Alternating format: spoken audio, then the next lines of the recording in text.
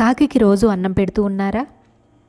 అయితే ఇదే జరుగుతుంది. అదేంటో ఇప్పుడు తెలుసుకుందాం. రోజు కాకికి అన్నం పెడితే ఇంట్లో ఎవరో ఒకరు మృత్యు పాలవుతారని కొంతమంది అనుకుంటూ ఉంటారు. అలాగే తెలిసి తెలియక కొందరు చెప్పే మాటలు విని ఇప్పటివరకు మనం కాకికి ఆహారం పెట్టినా ఇక మీదట పెట్టడం మానేస్తూ ఉంటాము. కానీ ఇదంతా అపోహ మాత్రమేనండి. కాకికి అన్నం పెట్టడం ద్వారా మన వంశం అనేది అభివృద్ధి చెందుతుంది. ఎందుకో తెలుసా? కొన్ని ముఖ్యమైన రోజుల్లో మనం కాకికి అందించే ఆహారం మన పితృదేవతలకు చెందుతూ ఉంటుంది.